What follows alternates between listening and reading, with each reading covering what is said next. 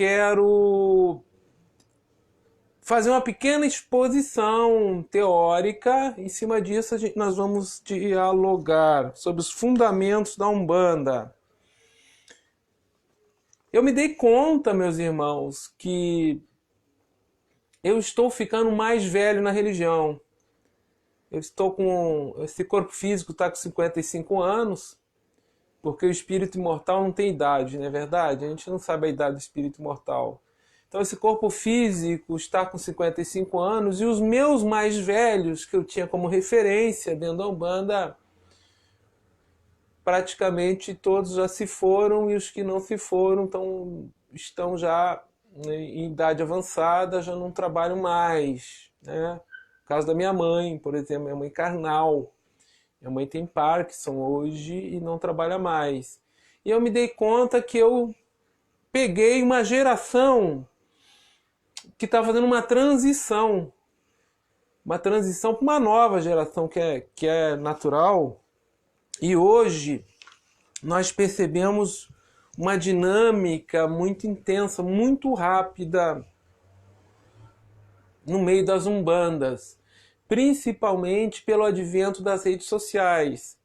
Há 6 anos atrás nós não tínhamos smartphone como temos hoje, 7 anos atrás, aí, nem o acesso à internet banda larga. Hoje já temos disponível a internet 4.5G, logo logo vamos ter a 5G.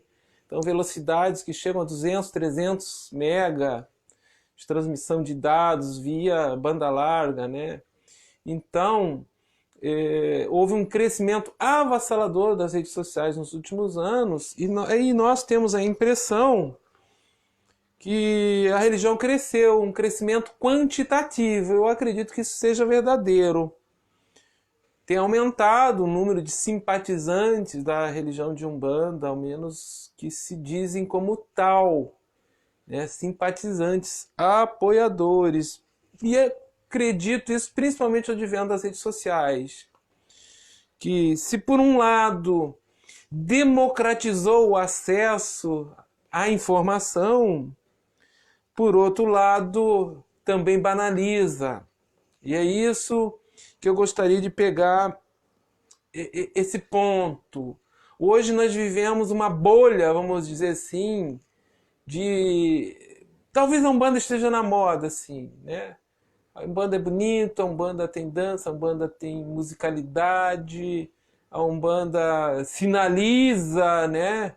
Às vezes um canto que vai te dar algum poder, algum aprendizado que vai te dar algum poder. E eu observo que existem ainda muitos simpatizantes que são flutuantes, mas nem tanto adeptos. E eu distinguiria adepto de simpatizante. Adepto é aquele que tem adesão à religião. Ele não é um mero simpatizante. E para ter adesão à religião, ele é um frequentador. Seja na assistência, seja fazendo parte da corrente mediúnica. Quando ele faz parte da corrente mediúnica, ele realmente é um adepto de fato, né? Ele se vincula, ele tem pertença, adesão à religião. Não que a Umbanda exija isso de quem quer que seja. Então, o que a gente percebe hoje é que existem muitos apoiadores da religião, mas sem um compromisso com a religião. E, aparentemente, houve um crescimento quantitativo de simpatizantes da religião, mas eu não tenho um dado assim para afirmar isso com certeza, mas que qualitativamente nós perdemos a impressão que a gente tem. Porque eu vim do tempo que informação não era formação. A formação era dentro do terreiro. Era o aprendizado, né, de boca a orelha, passado para aqueles que sabiam mais e aqueles que sabiam menos aprendiam, como vaticinou o Caboclo das 7 Encruzilhadas. E hoje a gente percebe que um enfraquecimento dos fundamentos de Umbanda, com o advento das redes sociais. Um enfraquecimento dos fundamentos da Umbanda com o advento das redes sociais. Eu acho que há até, em alguns casos, uma perda de identidade. Nós que somos mais antigos, não que nós sejamos resistentes à inovação, à novidade, à tecnologia, mas existem atitudes de religiosos de dentro da Umbanda que se utilizam das redes sociais, que para nós mais antigos aquilo não tem uma identidade, é uma perda de identidade. Ações, iniciativas que se fazem, que a gente olha e diz, pô, eu não aprendi desse jeito. Que Umbanda é essa? Vamos dar um exemplo prático, né, que eu acredito que enfraqueça os fundamentos. Hoje você aprende nas redes sociais, você aprende Padê de Exu, você aprende a fazer uma tronqueira e consagrar uma tronqueira, firmeza, assentamentos, consagrações, tudo de forma virtual. E o que deixaria os meus mais velhos de cabelo em pé, é algo que não existe, que não dá identidade para a religião, é você passar um fundamento, passar um saber sem exigir qualquer pré-requisito daquele que recebe. Você banaliza a democratização que a rede social te oferece. Porque aquele a quem você passa esse saber, o instrutor não tem vínculo nenhum. Porque aquela pessoa ela pode estar com uma síndrome de pânico, ela pode ser esquizofrênico, ela pode ter uma psicopatia, um transtorno bipolar, uma obsessão. E aí? Eu passo aquele fundamento, por exemplo, um padê de Exu para a pessoa fazer em casa, assim, como se fosse uma receita de bolo, virtual, sem quaisquer pré-requisitos. E se a pessoa está com uma obsessão? Se ela está com uma tendência depressiva, com pensamentos suicidas, quer se suicidar, será que ela está com uma vibração original adequada para invocar e firmar Exu num padê? Um orixá tão importante quanto é Exu, por dentro da magística da religião? Então eu coloco isso, que para nós antigos, sem rejeição à inovação, né, sem rejeição à democratização do acesso que a informação hoje tem através das redes sociais, mas para nós isso é uma iniciativa que perde a identidade Umbanda, porque isso não é de Umbanda, nós não aprendemos assim. E a pergunta que nós temos que fazer é por que esses que agem assim, passando esses conhecimentos, qual é a motivação? Qual é a motivação? Hoje nós sabemos que as redes sociais são monetizadas. Existe publicidade paga. Será que eu quero mais like? Eu quero mais inscritos? Eu ganho com a veiculação de publicidade? Quanto mais vídeos e mais popular eu for, maior meu ganho? Qual é a iniciativa por trás? Será que é só a caridade? Esse distanciamento do fundamento de formação do caráter, onde a instrução que envolve a magística, ela é iniciática, ela precisa ter pré-requisito, é responsabilidade daquele que ensina perante aquele que está aprendendo. Então a gente é corresponsável.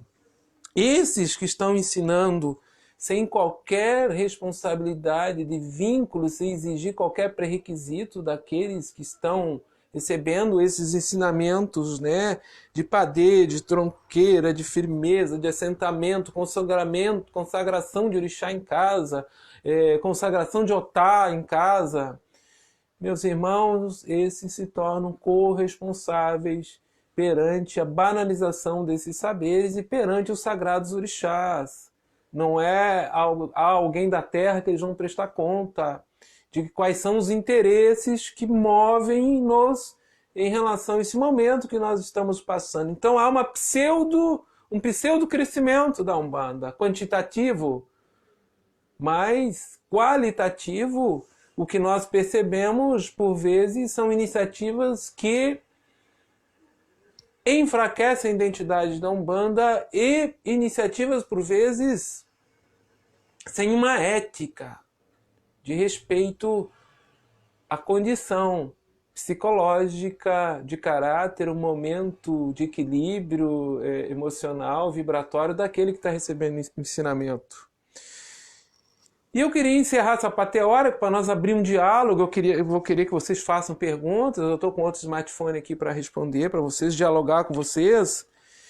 A questão, às vezes, da falta de ética em alguns terreiros. Essa semana eu recebi um pedido de socorro, de auxílio, de orientação, uma pessoa que ela estava desconfortável no terreiro que ela estava vinculada em relação a algumas práticas de cobrança do terreiro. Ela teria que fazer as obrigações de todas as linhas de Umbanda e de todos os orixás e de Exu, e muito caro. E ela, quando entrou no terreiro, não falaram isso para ela. Ela já tinha tentado se desvincular uma vez, foi ameaçada, por medo continuou, mas chegou num momento que está insuportável.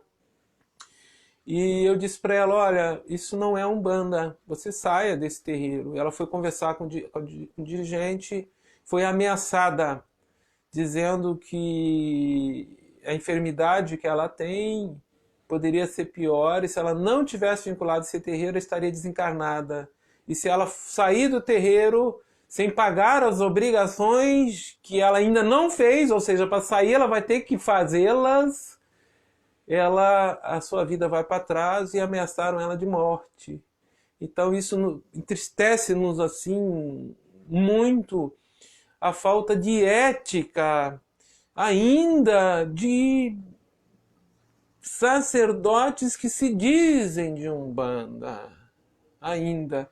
Então o esclarecimento, o uso das redes sociais para passar informações, né, fidedignas de uma ética, dentro de uma verdade, de uma religião, e toda religião que ela é genuína, ela respeita o espírito do outro, o ori do outro, né? O sagrado que habita em mim respeita o sagrado que habita em você, e aí não objetiva prejudicar quem quer que seja. Então eu coloco essa situação que ainda falta também, e que a rede social não nos dá, né? Ela pode nos dar informação, que é a formação do caráter. Quando nós somos informados de forma muito rápida, sem termos a ancoragem nos mais velhos, nos mais antigos, consagrados no tempo dentro da religião, porque quando você chega numa casa, qual é o tempo que aquela casa está aberta? Pergunte. Quanto tempo o dirigente está ali enquanto dirigente? Qual é o período de tempo que os médios estão vinculados à casa? Qual é a formação do dirigente? Qual é a sua procedência? Da onde ele veio? De que casa? E como é que era a casa que ele veio? Temos o direito e o dever de buscarmos essas informações para que cada vez mais nós também contribuamos com aquilo que não é Umbanda, práticas que estão enxertadas sem ética, sem caráter, que só auxiliam, né, aqueles que preconceituam a nossa religião e que objetivam a perda de legitimidade da Umbanda. Meus irmãos, eu já falei bastante, de forma sincera, objetiva, com a verdade que a gente acredita e vivencia, sem querer impor nada a ninguém. Eu gostaria que vocês fizessem perguntas. Eu dei esse bate-bola aí para a gente começar um diálogo. Façam comentários aqui que eu vou responder. Compartilhe a live. E o pessoal da Livraria do Triângulo, logo ao final da live, terminando a live, vai estar sorteando aí o livro Umbanda Pé no Chão, que será enviado de graça aí para o ganhador. Todos que compartilharem estão participando. Vamos ver aqui comentários do pessoal.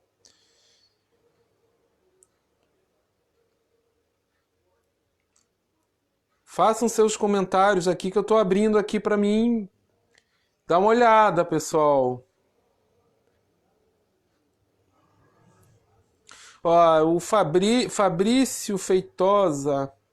Acredito que a motivação é justamente enfraquecer os fundamentos da religião e todos os seus praticantes que levam a sério. Pois é, Fabrício, eu acho que seria talvez uma motivação indireta, Eu acho que o objetivo direto talvez é utilizar a rede social como instrumento de ganho.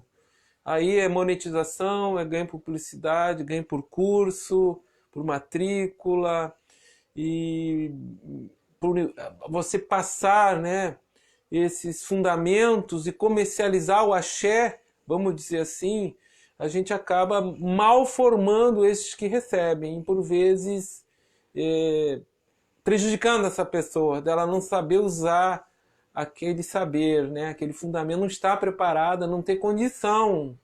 Imagina você firmar uma tronqueira na sua casa, assim, do nada. Ah, mas na minha cidade não tem terreiro de Umbanda. Não justifica. Não justifica que não tenha terreiro de Umbanda. Eu passar isso para você assim, dessa forma leviana, não é justificativa, mas se utilizam dessa justificativa. Muito obrigado aí, meu irmão, pelo seu comentário. Vamos ver se eu pego o que mais.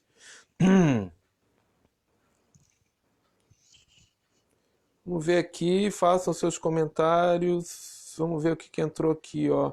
Tem um comentário aqui grande aqui. Deixa eu ver, é da Luciana Paula Oliveira. O senhor acha que existe um processo de reafricanização da Umbanda, que a priori tem uma herança maior da cultura banto? O que significaria se aproximar mais da cultura nagô? O processo que o próprio candomblé vem fazendo há algumas décadas para legitimar seus próprios terreiros. Eu acho que tem uma busca das origens da Umbanda.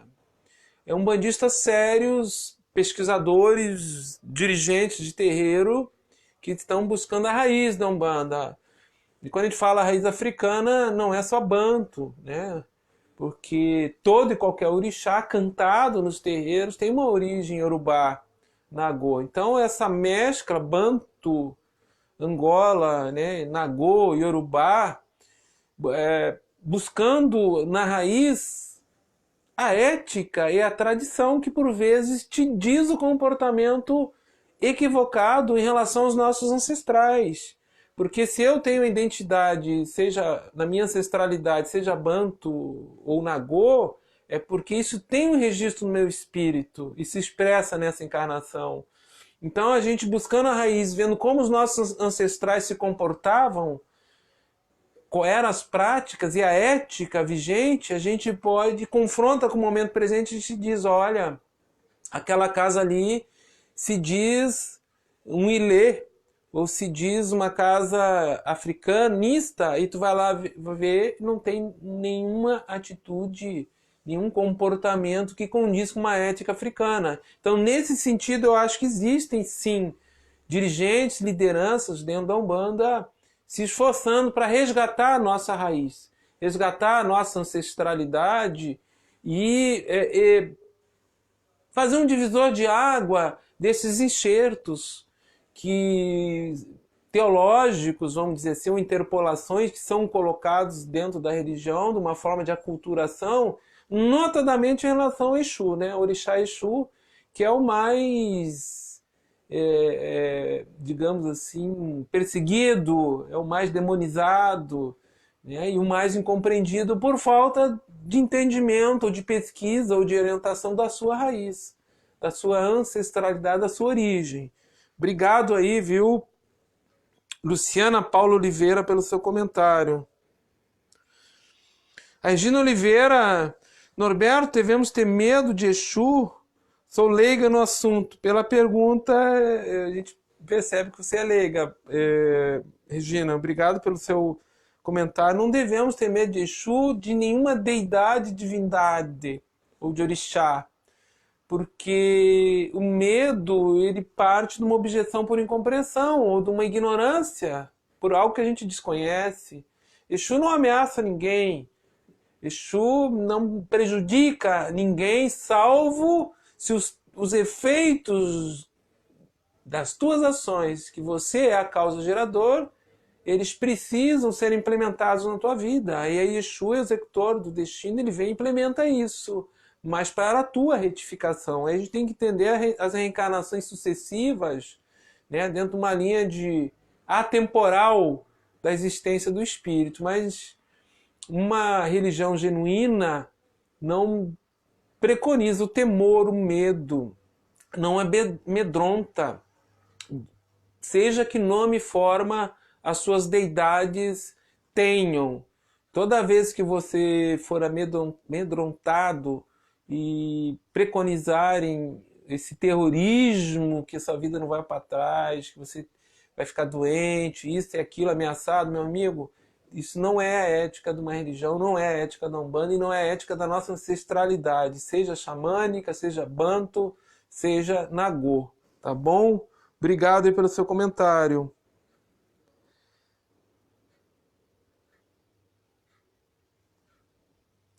Ó, a Kênia está dizendo, tem vontade de estudar numa casa de Umbanda, porém tem medo de me vincular a uma casa que faz esse tipo de ameaça. Veja bem, por isso o tempo de observação na assistência. Perguntar aos frequentadores, né? Ter oportunidade de perguntar na secretaria, na assistência, averiguar, observar o tempo que a casa tem, como é que são os seus usos e costumes. Ninguém é obrigado a entrar numa casa assim de cara. E nas orientações que a casa dá, se as entidades te ameaçam, se o médium no aconselhamento diz que a tua vida vai para trás, que o guia está pedindo, que você tem um dever kármico, senão você vai sofrer, que você pediu, que você é obrigado, não entre nessa. Não é uma retórica, não é uma mensagem libertadora de uma religião genuína. Então, dê um tempo, procure outra casa. Temos uma boa literatura, dá para ir estudando em casa, né? Dá para ir... As próprias redes sociais têm o seu lado positivo. Mas não se vincule assim, cegamente, e não entre numa corrente por ameaça. Tá certo? Obrigado aí pelo seu comentário. Anaís Souza disse, Norberto, para se iniciar é preciso fazer a obrigação de obori? Olha, obori, na maioria das umbandas não se realiza obori, que é aquele fortalecimento do ori que é característico dos candomblés. Algumas casas de umbanda têm obori com ervas, com folhas, né, que andariam paralelo com a amaci, mas não é obrigatório fazer obori para a iniciação nas umbandas tradicionais. É o que por vezes se pede, o amaci, né, o batismo, tá bom? O obori é característico, um rito inicial característico dos candomblés, tá certo? Obrigado aí pelo seu comentário.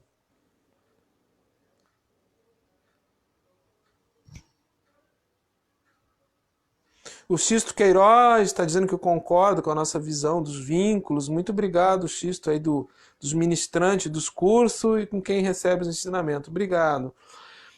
Claudir Pereira. Claudir Pereira está dizendo o seguinte, sob a perspectiva baseada no que você explanou, essa nova formação de umbandistas, onde está o brilho da renovação?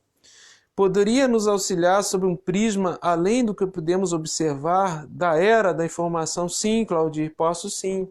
Essa renovação ela vai se dar através da mediunidade consciente. Esses jovens que estão chegando, batendo as portas dos terreiros, ou jovens muito, por vezes, até ansiosos, né, nas redes sociais, e tem uma sede de informação e rápido, são maciçamente médiuns conscientes, intuitivos e conscientes. Então, a mediunidade consciente, ela vai nos forçar a termos uma reformulação nos nossos métodos de educação mediúnica por dentro das umbandas. Podemos enxergar isso hoje ou não? Tem irmãos que não querem enxergar isso, como se a mediunidade inconsciente ainda existisse, muito raro, ou que fosse se perpetuar. Chegamos ao ponto, esses dias eu recebi uma mensagem de uma irmã discordando de mim desse lance da mediunidade consciente, porque ela disse que na casa dela todos são inconscientes, todos. E ela é uma frequentadora da assistência, não está no corpo mediúnico. Eu fui muito delicado, muito educado com ela, disse, tudo bem, continue, observe o conteúdo das mensagens, não se preocupe com isso, mas com todo respeito, não estão sendo fiel à verdade. Não é possível hoje, numa casa, todos os médios serem conscientes, porque Raríssimos são os médios inconscientes. Então, sem dúvida, esse momento de renovação, ele se dá com a mediunidade consciente. Os mais antigos estão se indo, os mais velhos estão se indo, a minha geração intermediária, né? Logo, 30, 35 anos, 40, não estaremos mais aí, e uma nova geração está vindo. Então, nós temos que buscar um método de aprendizado, de educação mediúnica, com uma ética que contemple, primeiro, a aceitação do universo da Umbanda, da mediunidade consciente, que ainda nós temos resistência a quebrar essa mística, vamos dizer assim, como se nós perdêssemos axé, perdêssemos força, perdêssemos a atuação dos guias espirituais. Isso é uma objeção por incompreensão. Mediunidade, ela não é só mediunidade de incorporação, né? Muito pelo contrário. Tá bom, meus irmãos? Aí, obrigado aí, Claudir Pereira.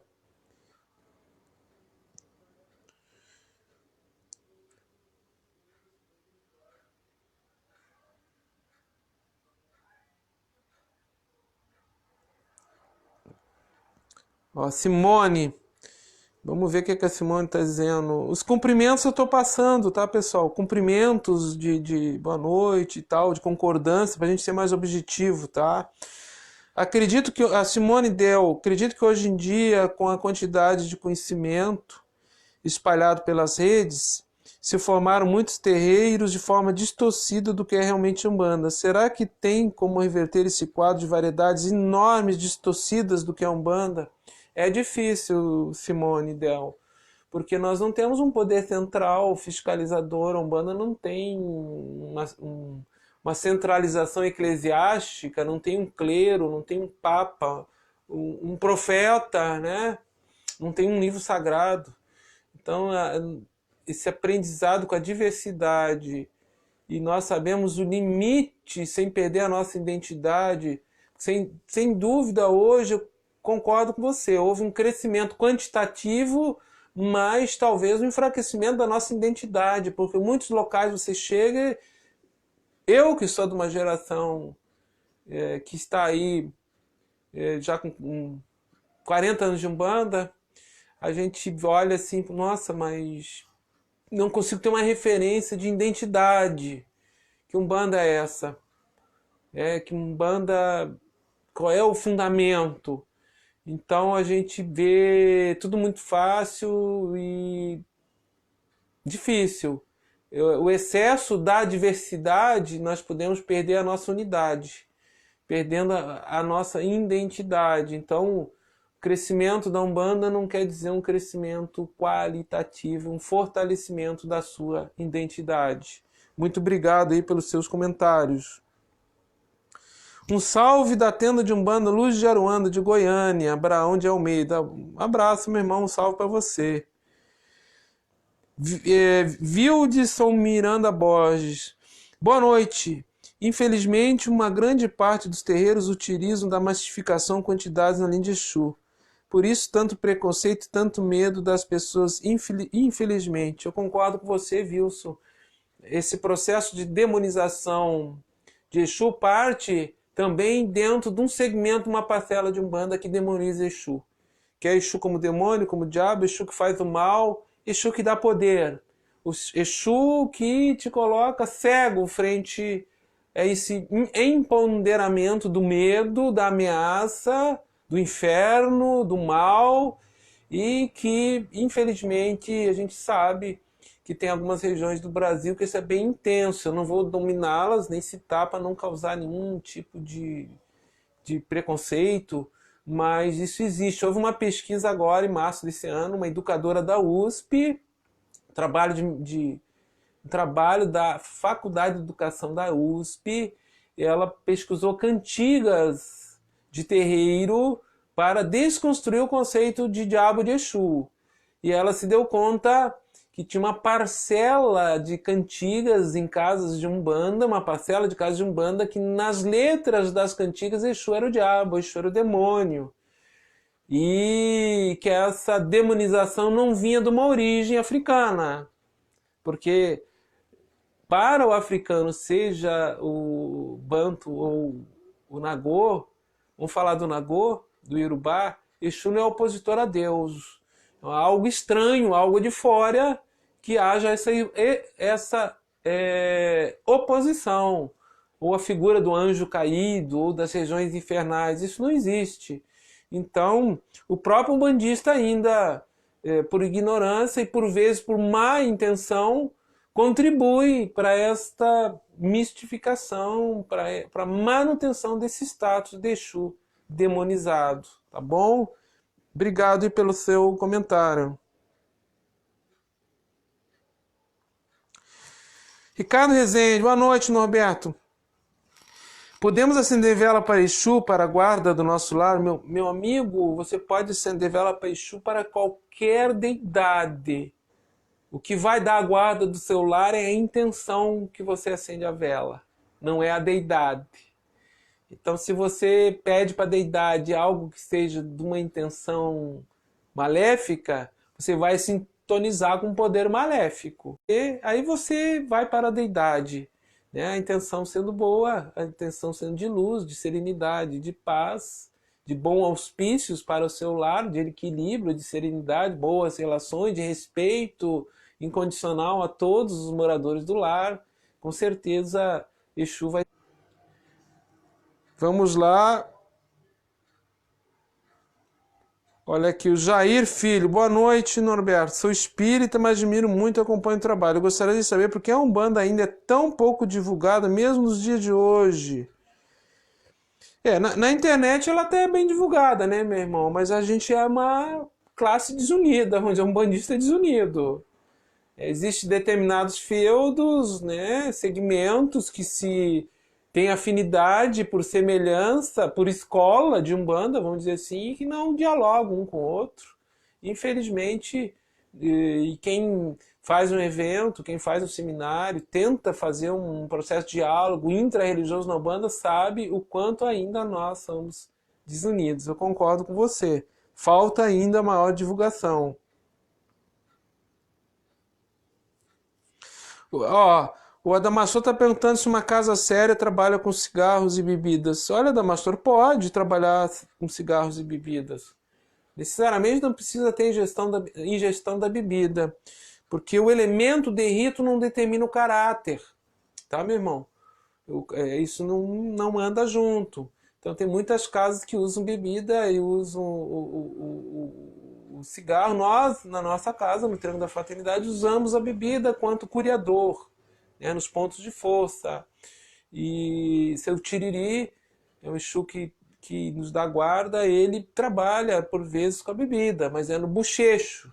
Ele não faz o médium engolir, né, beber, ele é na aspersão, né, esparge a bebida, né? Então, te diria assim que o elemento de rito não tem um vínculo com caráter, né? Você pode usar um elemento de rito qualquer, bonito, e não tem um bom caráter. Tá certo, meu irmão? Obrigado aí. A Cíntia está perguntando, já ouviu dizer que Exu não é considerado um orixá. Se eu podia esclarecer, eu não vou conseguir esclarecer nessa live, Cíntia, mas você olha aí nos vídeos aí na fanpage Pérola de Ramatiz, tem vários vídeos aí falando sobre isso, tá bom? Meus irmãos que estão chegando agora aí, quem quiser compartilhar a live, no final, logo após o término, a Livraria do Triângulo estará sorteando um livro, Umbanda Pé no Chão, que será enviado gratuitamente aí para o ganhador, tá?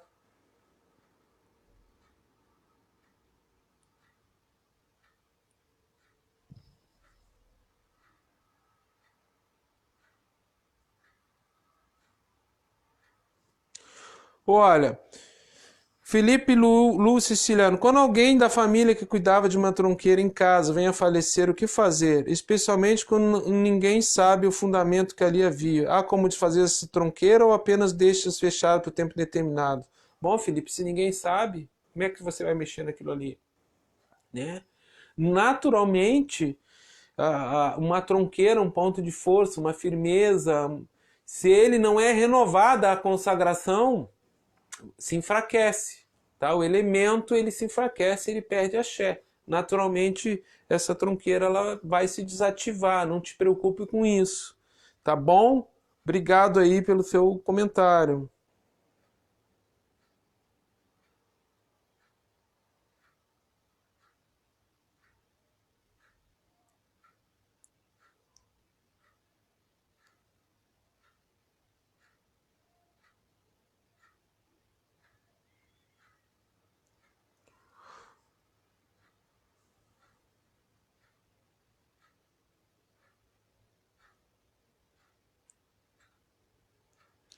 Ó, tô lendo aqui, mas não teve nenhuma pergunta. Existe o pessoal agradecendo e tal. Tem um irmão aqui, Daniel Elias, está perguntando qual a minha opinião em relação a outros canais aqui, está citando nome, outras plataformas de ensino. Eu não vou, Daniel, eu não gosto de pessoalizar os meus comentários. Eu nunca falo de pessoas, tá? A gente sempre fala de situações, né? Leva à reflexão. Eu nunca pessoalizo, nunca agrido pessoas, nunca me refiro a pessoas, respeito a todos, incondicionalmente. Embora eu já tenha sido desrespeitado várias vezes, atacado assim pelas redes sociais e mensagens, até ameaçado de morte, fui um tempo atrás aí, mas enfim, a gente entrega aos orixás, entrega a Deus, entrega aos guardiões e seguimos o nosso caminho. Eu não pessoalizo, tá, irmão? Eu não falo de pessoas. É uma ética, uma postura que a gente tem. Que cada um tenha discernimento, busque saber original, busque a sua formação e observe e tire as suas conclusões. Tá certo? Obrigado pelo seu comentário. Muitos consulentes, diz o Hugo Barros de Almeida, muitos consulentes têm o desejo de entrar na corrente mediúnica, pois acham bonito ver agir acontecer e quase sempre não fazem ideia da responsabilidade das obrigações necessárias para trabalhar uma egrégora.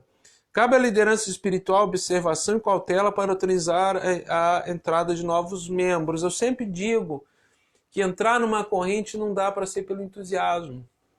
O entusiasmo é muito pueril, é muito volátil, termina logo.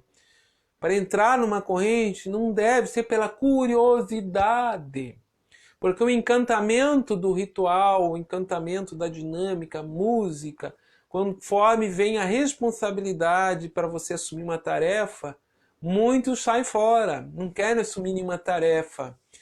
Também não se deve entrar numa corrente só com o interesse de se beneficiar pessoalmente, seja no campo da saúde ou de conseguir algum ganho, algum poder, desejar o fruto dessa ação.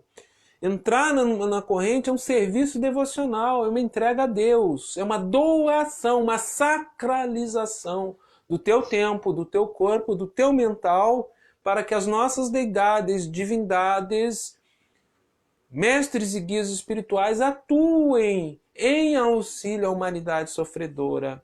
Então, antes de qualquer coisa, há que se desenvolver um mínimo de consciência sobre a responsabilidade de você fazer parte de uma corrente como um médium ativo dentro da lei de Umbanda, no olhar de Norberto Peixoto. Hoje estão, por vezes a gente vê isso aviltado, banalizado, porque o filho da corrente ele é visto como um cifrão. Oba, mais um para pagar a mensalidade.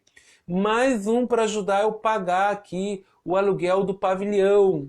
Mais um para fazer curso de pré-requisito de formação de médio, com hierarquia, com graus, né? Que tem que fazer vários cursos. E aí, meu amigo, há uma indústria, né, comercial de monetização da mediunidade que a gente deve discernir, pensar, averiguar. Não deve ser motivo de exclusão o indivíduo não poder pagar uma mensalidade. Quem não pode pagar, não paga. Tem outros meios de auxiliar a comunidade, embora a comunidade tenha que se manter. Mas a maioria paga. É importante, tem conta de luz, né? Muitas casas têm aluguel, tem despesas, os elementos. Mas você pode prestar serviço de outra maneira para a comunidade, você pode auxiliar na limpeza, você pode auxiliar na recepção, na secretaria, enfim. Cada caso é um caso e o bom senso deve preponderar nessas avaliações aí. Obrigado aí, meu irmão. Fernando Lozano, salve, meu irmão, um grande abraço. O João Marcelo está dizendo que na casa que ele frequenta, homens e mulheres sentam separados no salão. Isso é necessário? Olha, João Marcelo, deve ser necessário para esta casa. Cada casa tem seu uso e costume, organiza, né, o ritual, a cerimônia, conforme aprendeu. Mas dizer que é necessário no sentido de indispensável, não. Antigamente se fazia por causa de polaridade, né? O masculino positivo, o feminino negativo. O negativo não quer dizer que seja ruim, e cada um de um lado. Mas muitas casas hoje não fazem mais assim. No Triângulo da Fraternidade aqui também nós não fazemos assim. Obrigado pelo seu comentário. A Fábio Cris. Exatamente, temos velocidade de informação, acredito que haja também um monopólio de informação de muitos dirigentes. É verdade, muitos dirigentes não gostam de passar informação ou de dar formação, centralizam neles como se esse saber desse poder. Eu concordo com você, Fábio Cris.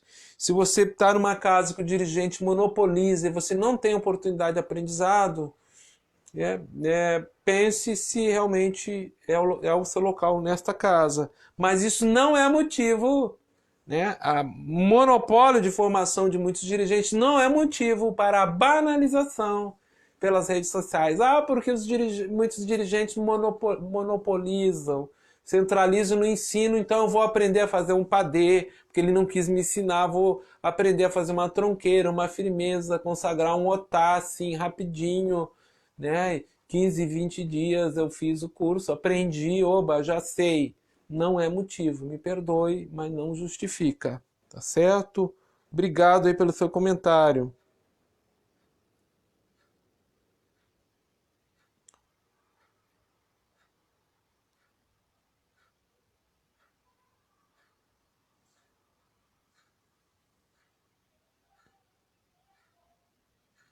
Muitas entidades, a Luciana está dizendo, Luciana Paula Oliveira, muitas entidades ditas Exu vão aos terreiros e reproduzem a associação entre Exu e o mal. Será que as pessoas acreditam que Exu é assim por causa dessas entidades, ou as entidades vão lá porque as pessoas acreditam nisso? Há uma reciprocidade. Tem pessoas que procuram Exu nessas casas, que Exu é do mal, que diz que é o diabo. Elas têm interesse nisso, porque elas querem esse diabo fazendo serviço para elas. Elas querem esse diabo arrumando um namorado, um marido, um esposo, tirando o inimigo do caminho, trazendo facilidades e rapidez, né? E para isso é uma troca, um escambo sem esforço pessoal. Então há uma reciprocidade. Assim como tem pessoas que procuram isso, que consideram um axé forte, doa quem doer, obviamente que esta procura, né, por ressonância, por afinidade, mantém no plano espiritual essas entidades que se fazem passar por Exu, diabo, Exu do mal, Exu que faz isso e faz aquilo, tá certo? Obrigado aí pelo seu comentário.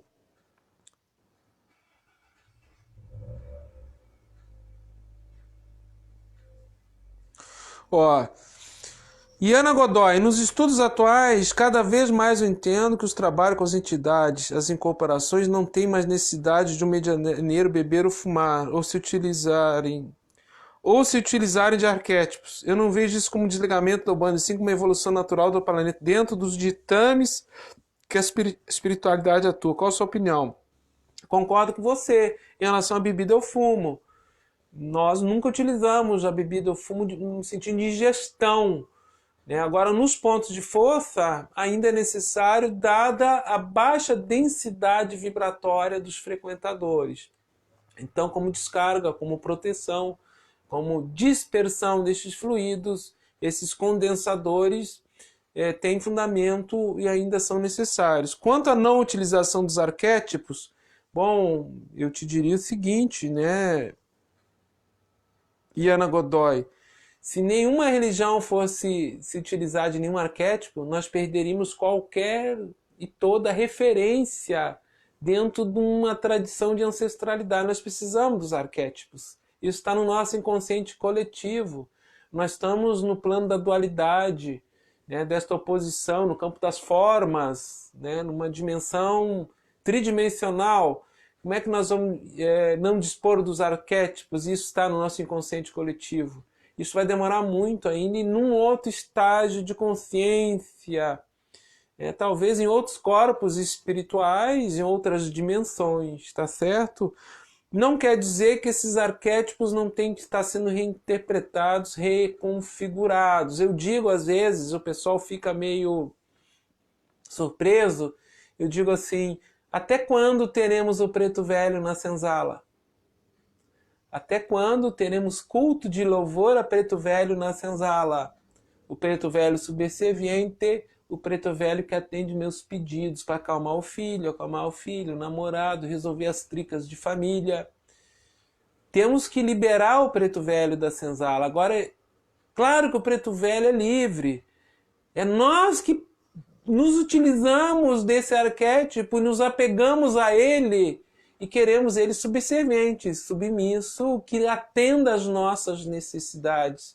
Mas vai chegar um momento que não vai fazer mais sentido, porque todos os espíritos que em algum momento tiveram um vínculo com o processo de escravidão, e que nem todo espírito o teve, nem todo espírito foi preto e foi velho, nós vamos ter que liberar, né, o inconsciente coletivo desse arquétipo, porque não vai fazer mais sentido à luz da razão, da evolução dos tempos chegados. Ok? Na opinião de Norberto Peixoto, com todo respeito, com toda a veneração e devoção aos nossos ilustres e mestres que são os pretos velhos, espíritos libertos de qualquer senzala psíquica, de qualquer aprisionamento a emoções e pensamentos negativos. Tá certo? E Ana Godoy, obrigado aí pelo seu comentário. A Ana Esteves está dizendo que comentasse sobre o ego, que a gente comente sobre o ego dos médios e quanto isso atrapalha o trabalho de Umbanda. O ego ele não atrapalha só o trabalho de Umbanda, ele nos atrapalha em tudo. O ego, ele... Certa vez o Tiriri disse aqui que o ego devia se fazer criança para entrarmos no reino de Deus. Ou seja, o ego tem que ficar pequenininho, igual uma criança, dócil, né? Meigo, desinteressado. O que é o ego? O ego é tudo aquilo que nos dá identidade, né? O corpo, um nome, uma profissão, certo? Uma referência, né, de forma, né? Status nos dá poder, né? Posses, desejos de dominação do outro. Então o ego ele se identifica muito com essa personalidade aqui nesse momento e busca poder com isso. E por vezes ele se vincula, ele se enraiza, né, com a mediunidade e o ego cresce. E aí nós temos um grande problema, né? Médiuns com grande ego, além de buscar dominar o outro, querer sucesso, querer reconhecimento, fama. E a gente vê isso hoje, né? Médiuns buscando a fama, médiuns buscando o número de curtidas, o número de seguidores, vendo quantas visualizações, preocupados, né, com a sua fama, com a sua visibilidade. Isso acaba sendo o ego.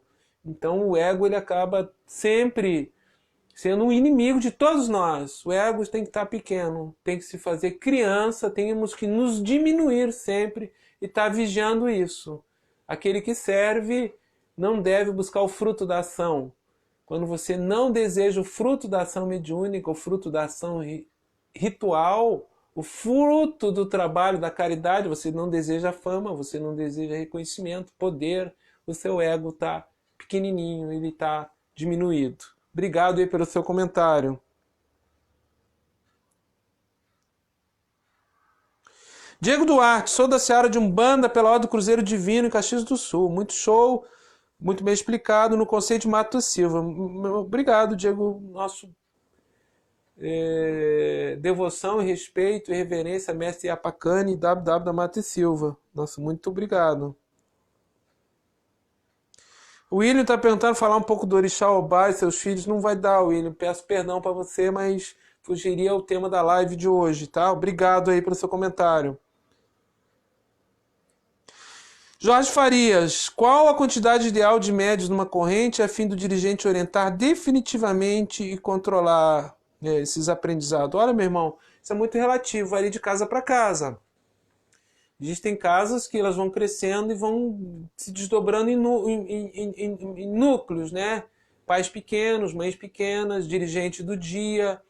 Eu acho que tem que ter o bom senso de não perder esse olho no olho, esse diálogo, não ficar impessoal demais, porque aí você perde um pouco realmente a possibilidade de uma boa formação mediúnica, tá certo? Mas varia muito de casa para casa isso aí, tá? Obrigado. Fernando Lozanas, vamos ver que o Fernando Lozano disse, nosso irmão, se eu não estou enganado, é de Londres. Irmão Norberto, na minha opinião, com o advento da internet, a Umbanda cresceu, ao mesmo tempo também cresceu o comércio dentro da Umbanda. E manipulando os médios iniciantes que chegam aos terreiros totalmente carentes. Falta muita seriedade, responsabilidade e comprometimento com a caridade. Concordo com você plenamente, Fernando Lozano. E esse compromisso com a caridade, hoje nós temos dirigentes de Umbanda que estão nas redes sociais que nos seus centros não fazem mais sessão de caridade. Não tem tempo para sessão de caridade, não é importante, né? Porque tem tantos compromissos com cursos e, enfim, tantos compromissos com a mídia, com as redes sociais, que nós estamos chegando nesse momento de ter casa de Umbanda que não tem sessão de aconselhamento de caridade. Então, realmente, em função da exaltação, né, da prioridade, da prevalência do comércio do axé, como disse o Caboclo das Sete Encruzilhadas, que o vil metal iria prejudicar a Umbanda, né?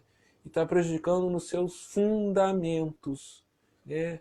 Está prejudicando a Umbanda na sua identidade pela comercialização sem quaisquer pré-requisitos, né? De padez, de tronqueiras, de firmeza, de consagração de otás, enfim. Obrigado aí, Fernando Lozano, pelo seu comentário. Vitor Reis, como se portar diante da inveja dos outros médios perante o seu desenvolvimento? Não se achando objeto da inveja. Quando nós nos achamos objeto da inveja, é porque dentro de nós temos um resíduo de vaidade. Então não te ache objeto da inveja. Diga para você que você não é invejado por ninguém. Baixe sua cabeça e trabalhe. Não tome conhecimento disso.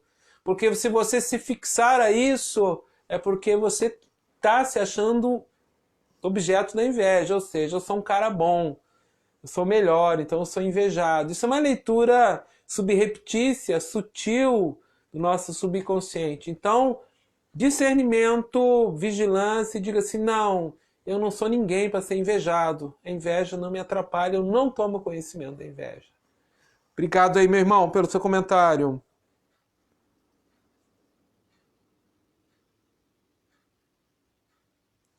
Maria Gorete Bernardes, concordo com tudo que você está falando, mas enquanto os pais e mães de santo não pararem de querer ser o único dono do saber, tudo isso que temos presenciado é verdade.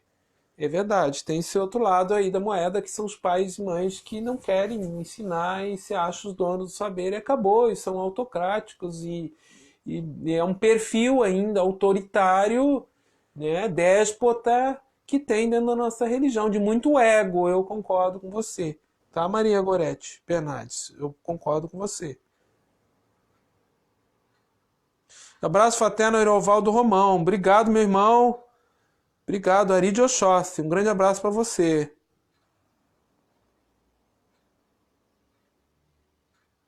Eu estou passando aqui os comentários rapidamente, tá, pessoal? porque os médios que... O pessoal aqui que está dando congratulações, a maioria aqui eu não vou ler, porque senão a gente ficaria repetitivo, né? Júnior José Antônio. Qual a melhor resposta para os médios mais velhos que falam que não precisam de estudo porque os guias espirituais já sabem tudo? Nem o guia espiritual sabe tudo. Você imagina. Poxa vida. Nem um guia espiritual sabe tudo. Só quem sabe tudo é Deus. O grande arquiteto do universo, o olho que tudo vê. Como diz o Caboclo das Sete Encruzilhadas, esse irmão que diz que o guia sabe tudo, ele está... Os que sabem mais aprenderemos, os que sabem menos ensinaremos, e todos de mão dadas, em nome do Pai. Tá certo, meu irmão? Então, já a resposta aí já realmente é um engessamento, um comodismo, né? Eu diria uma preguiça mental, um certo orgulho. Você não admitir que você tem que estudar, que você sempre tem alguma coisa que aprender. O mais sábio é aquele que sabe que não sabe tudo. Todo dia ele sabe que ele sabe pouco, que ele não sabe tudo. E manter isso em dia, né? Obrigado aí pelo seu comentário.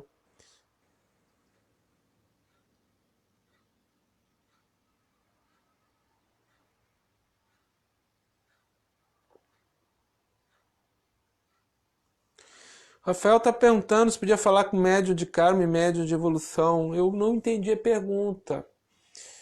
Eu acho que todo médium ele tem um karma. E karma não quer dizer coisa ruim, karma quer dizer ação.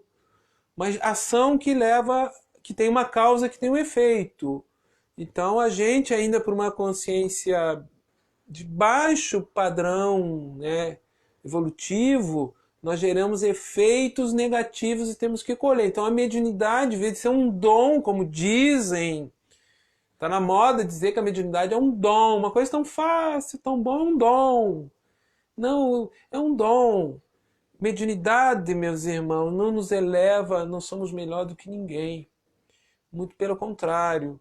Então, mediunidade nos foi dada como misericórdia divina para nós minimizarmos os efeitos nossos nefastos de causas geradoras passadas que nós fomos o agente dessas causas. Então, todos nós estamos evoluindo. E todo médium tem um karma, senão nós não estaríamos nem reencarnados. Então, para mais e para menos, dependendo do propósito de vida, cada uns mais comprometidos, outros menos. De uma maneira geral, mediunidade tarefa dentro da Umbanda é um karma pesado. É um karma difícil, porque você tem uma mediunidade que você tem que estar ali trabalhando, canalizando o guia, dando aconselhamento, orientando escolhas de vida, não é pouca coisa. Não é pouca coisa, isso é muito sério. Tá certo? Obrigado pelo seu comentário.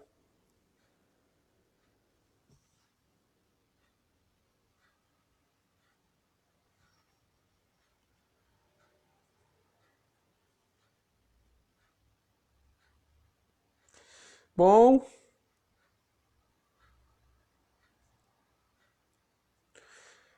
Boa noite, Norberto. Monique Grossi. Estou enviando uma dúvida do meu companheiro Léo, que está assistindo a live junto comigo. Sou um bandista e tenho estudado e refletido sobre as concepções filosóficas do taoísmo e budismo.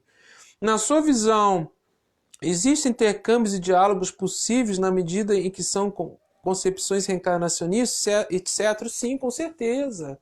Não só o budismo, o taoísmo, o Vedanta, o Vedas, o hinduísmo, todas as religiões existe uma convergência, inclusive de atributos de deidades. Então, nós temos a linha do Oriente na Umbanda, entidades que se apresentam como orientais, que são ligadas ao budismo, budismo tibetano, que são ligadas ao hinduísmo, antigo Vedas e outras tradições, né, do Antigo Oriente, que são muito válidas, existe uma convergência. Independente do nome e forma de Deus, como Deus é cultuado, seja o Deus pessoal, que tem um nome e uma forma, seja um Deus impessoal, todas as tradições e saberes, eles convergem para a expansão da nossa consciência. Então é muito bem-vindo esse diálogo, é muito bem-vindo a meditação, é muito bem-vinda a ciência da yoga, enquanto ciência metafísica de realização divina, o estudo, né, a contemplação, a meditação, que vem auxiliar a expansão da nossa consciência, nós só temos a ganhar. E a Umbanda dialoga com todos. Cada casa tem a sua característica e tem pontos de diálogos, com certeza, sem problema nenhum, tá certo?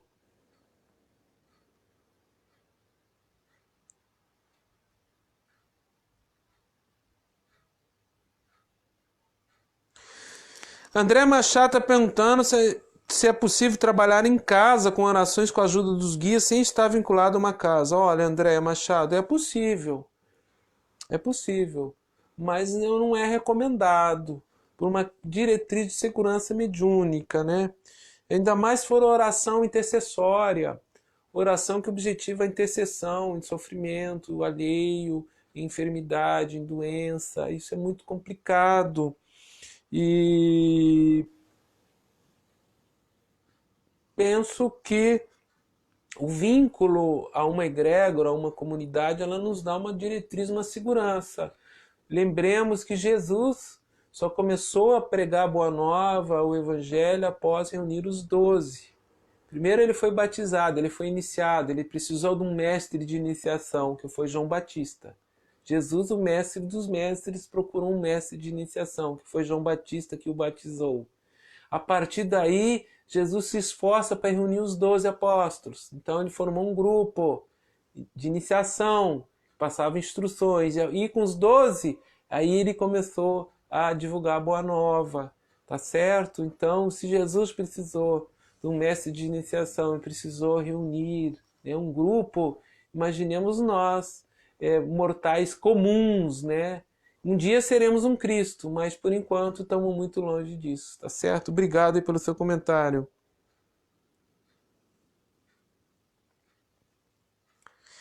A Caminha Silvia está perguntando o que é a mão de Vamp. Me desliguei de uma casa e me falaram que agora que tirar a mão de Vamp, é Vamp, né? É a mão do pai de santo, da mãe de santo que te iniciou, mas não se preocupe com isso não, porque você não perde a consagração, tá? Mas respeite, agradeça ao seu pai, à sua mãe, ao sacerdote, se você se desvinculou, e siga o seu caminho. Não é o fato de você não ter um ritual de tirar a mão e daqui a pouco você vai ter que pagar um dinheirão para isso, minha irmã. Então não se preocupe com isso não, tá certo? Siga o seu caminho com respeito, com agradecimento, para frente sempre, tá? E confie em Deus, confie nos seus guias espirituais. Ó, vi um comentário aqui, ó. O Wildson Miranda Borges. Norberto, alguns médiums iniciantes entram na religião, infelizmente, nas mãos de alguns zeladores que aproveitam e criam situações que desencadeiam inúmeros problemas para esses médios, como descontrole emocional, depressão e até mesmo o tão falado fanatismo. Você sugere algum livro que possa auxiliar e dar um direcionamento à pessoa assim? Veja bem, a pessoa para entrar na corrente e tem que ter um acompanhamento. Óbvio que descontrole emocional, depressão, né, falta de autoconhecimento, a pessoa requer um tempo. Porque há um momento de desequilíbrio da mediunidade que vem tudo à tona, né? Autoestima baixa, depressão, ansiedade. Agora, o indivíduo precisa se esforçar. Por isso se requer um tempo. Não se forma médium num curso de fim de semana, em um mês, à distância. Por isso a necessidade do pertencimento. Por isso a necessidade da responsabilidade daquele que passa um saber, que dê um acompanhamento sério, né, para não pegar uma pessoa depressiva, obsessiva, transtorno bipolar, esquizoide, esquizofrênica, pensamentos obsessivos com tentativa de suicídio e outras situações que possam ocorrer no campo do psiquismo desequilibrado. Eu vou lá e ensino a fazer uma tronqueira, ensino a fazer uma firmeza, ensino a fazer um padê de Exu assim, do nada, sem quaisquer pré-requisitos. Vocês estão percebendo a responsabilidade disso, quanto é grande, meus irmãos? Bom, eu quero agradecer a todos aí.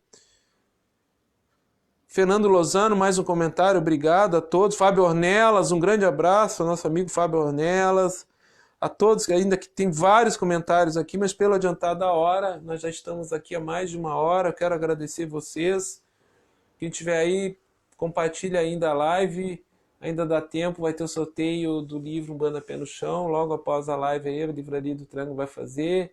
Que os orixás nos abençoem, que nosso respeito ao Deus pessoal, a todos os nomes e formas de Deus de todas as tradições, meu respeito ao Deus impessoal de todas as tradições, respeito, reverência e devoção a todas as deidades e divindades de todas as tradições, mestres e santos autorrealizados de todas as tradições, respeito, reverência e devoção, que busquemos mais a unidade do Espírito, que nos preenche, nos anima, nos dá vida e minimizemos as nossas diferenças, sem uma perda de ética e de valores humanos de construção do caráter. Estamos precisando mais disso e não olharmos tanto ritual externo.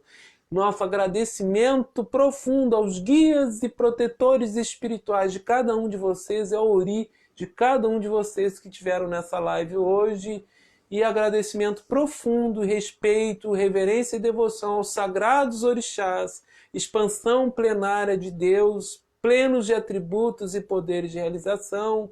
Nosso muito, muito obrigado. De Oxalá Exu, de Exu a Oxalá.